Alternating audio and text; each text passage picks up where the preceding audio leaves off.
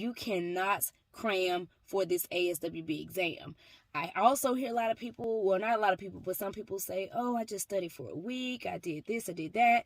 All of this is dependent upon how long you've been out of school, what is your job experience, how many times you've already taken the exam, all of these different things. But just generally and across the board, this advice that I'm going to give is just for anyone that's looking to actually study for the exam, okay? So, like I was saying, you cannot cram for this exam, and you need sufficient time to be able to practice, to be able to learn things, retain things, and then practice those things. So, my suggestion is that you devote about maybe 6 to 8 weeks for your ASWB exam preparation. That's usually about an hour and a half to 2 hour long study sessions, about 3 to 4 times a week. You know, if you're going to do 2 hour sessions, then maybe only do it 3 times a week. If you're going to do an hour and a half sessions, then you can do it 4 times a week, just depending upon what your schedule allows for. So where do you start? Glad you asked. I suggest that the first thing you do is, first of all, just to choose your test date.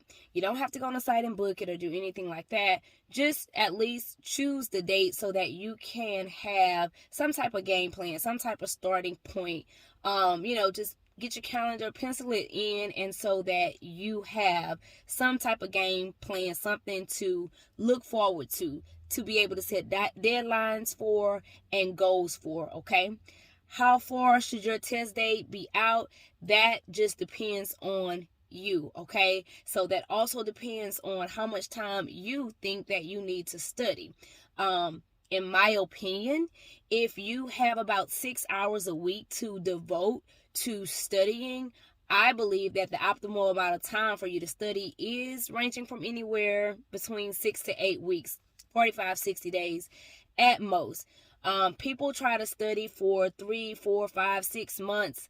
And all that really does is burn you out, and that actually decreases your retention rate, because it's almost impossible for you to remember something that you studied 4, 5, 6 months ago, along with everything else in its totality. So that's why I say, kind of get in there, learn what you need to learn, and go take the exam. I know a lot of people have test anxiety when it comes to this, so they keep pushing it back or whatever, which I am going to do another video on how to get rid of that test anxiety.